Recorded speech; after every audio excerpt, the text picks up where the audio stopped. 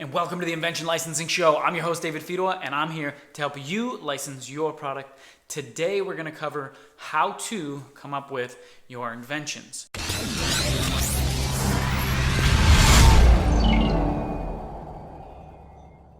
So let us jump right into it.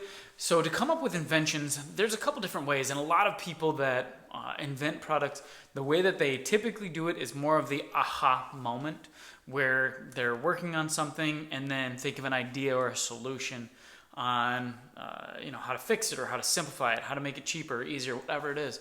And so that's what most people's mode of operation for inventing is, or creating new innovative products. And that's usually how people get started, is they have all these new innovative ideas and then they say, well, how do I monetize them? And then they start to get into it. And then you can actually systematically approach licensing. So you're inventing products that people want. And there's a couple different games that you can play. There's simple games like mix and match, where you can go down an aisle of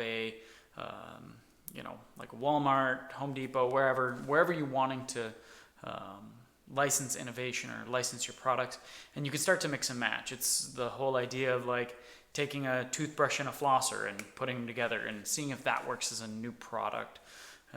That's kind of the simple approach. Another game is what if, that you can kind of play this game with yourself saying, well, what if this did this? Is that possible?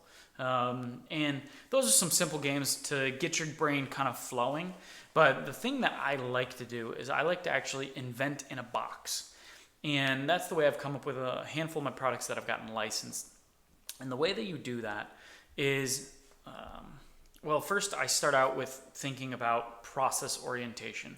Like a cutting board and a knife. That's what has been created to produce chopped onions or chopped fruits and vegetables, whatever you want in the kitchen, right? What exists today is a cutting board and a knife. I mean, there's variations of it, but that's what exists. But that was a man-made, man-created thing. And so I look at that as a process. People don't want a cutting board and a knife. They want chopped onions. And so how can I skip over? Or how do I not use what exists today to get to the end solution? And that might be a better solution than what exists today. And so I start to think about the processes of what exists now. And then I put myself in that box. I say, and my Arctic Can product was a great example of that, because I put myself in a box in terms of what had to be, what had to exist, or what my innovation had to be before I could move forward with it. And what it was beverage coolers, koozies, all these different things, individual serving beverage containers. They didn't keep your beer or soda cold for, let's say, 30 minutes. And so if you're out on the golf course, if you're, mowing the lawn, if you're not sitting there drinking your beer, but you're drinking it while doing something, it usually is very warm by the end. And I can even say that I'm in Michigan. It's not that warm, but other states, Texas, it's a matter of minutes before it's warm. And so that was one of my criteria, is I wanted to keep the beer or soda refrigerator cold for 30 minutes. So refrigerator cold is typically right around 40 to 41 degrees when it comes out. And so that was one of my criteria. That's the box I'm putting myself in.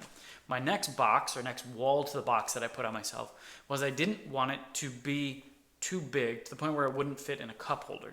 So I needed it to fit in a cup holder and stay refrigerator cold for at least 30 minutes. And so that's my criteria. So I sat there and I kind of innovated around that. I said, all right, this is what exists today. Why does this exist today in this way? And how can I either improve this?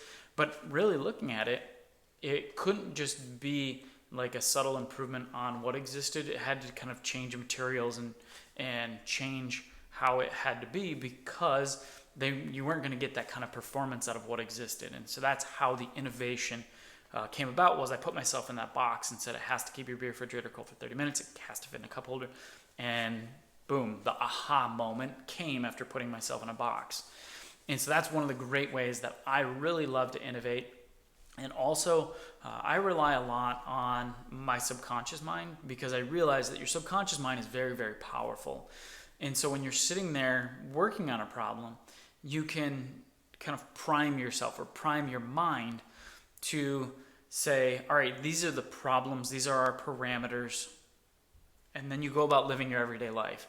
Because then as you're doing other things, your mind is thinking about it while you're sleeping and while you're doing all these other things, and boom, you have this aha moment, but you primed yourself. So that's the way I personally invent, is I prime myself, I put myself in a box, and then innovation has that aha moment, but I know that it was actually kind of sculpted so that it fits products that fit within the marketplace. All right, I hope you loved that episode of License Your Own Invention. It's all about how do you come up with new innovative ideas. Also, the next episode is how to build that Rolodex of companies so that you can license your innovations faster.